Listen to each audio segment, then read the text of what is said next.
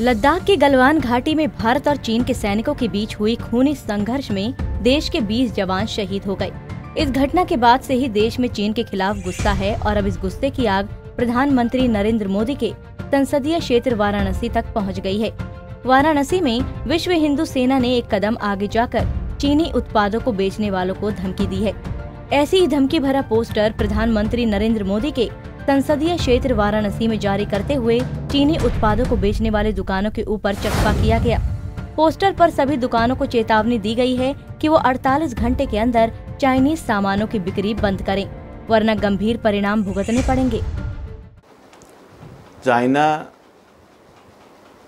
कई दशकों से हमारे साथ निरंतर धूर्त हरकतें करता आ रहा है। 1962 में धोखे से उन लोगों ने हमला किया और धोखे से हमारे बहुत से ज़मीनों को कब्जा कर लिया। 1967 में वो आए, उनको मुंह की खानी पड़ी, लेकिन उनका प्रयास जारी रहा। कभी डोकलाम में, अभी ताज़ा घटना, हमारे 20 जवानों को धोखे से इन लोगों ने निहत्थे जवानों को मार दिया। हमारे एक कर्नल को भी बिहार रेजिमेंट को शहीद किया।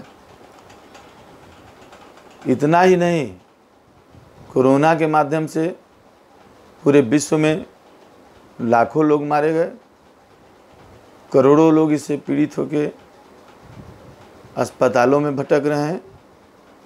पूरे विश्व में त्राहिमाम मचा हुआ है। इतना बड़ा हरकत करने के बाद एक तरफ ये कोरोना के माध्यम से विष फैला के करोड़ों लोगों को पूरे विश्व में मारने का षड्यंत्र करके विश्व की सर्वोच्च पावर बनने का प्रयास कर रहे हैं। दूसरी तरफ ये हमारे सीमाओं को आज़ादी के बाद से निरंतर जो है डिस्टर्ब कर रहे हैं। कभी अरुणाचल प्रदेश को डिस्टर्ब करके, कभी हमारे सीमा में घुस जाएंगे। 200 किलोमीटर, 50 किलोमीटर, 100 किलोमीटर ये निरंतर करते आ रहे हैं। और ये ताज़ा जो हमला हुआ है, इससे पूरा देश आक्रोशित है। हमारे 20 जवान, निहत्थे जवानों के ऊपर, जिनका कोई अपराध नहीं था, उनके ऊपर इन लोगों ने भारी संख्या में हमला करके राड डंडा लाठियों से प्रहार करके और उनको निर्ममता से मारा है।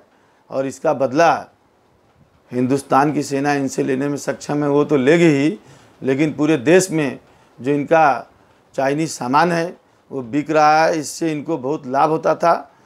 इन सामानों को विश्व हिंदू सेना यहाँ बिकने नहीं देगी। इसलिए हम लोगों ने चेतावनी जारी किया है कि जितने भी दुकानदार हैं वो चंद सिक्कों के लालच में अपने देश के जवानों की शहादत को न भुलाएं।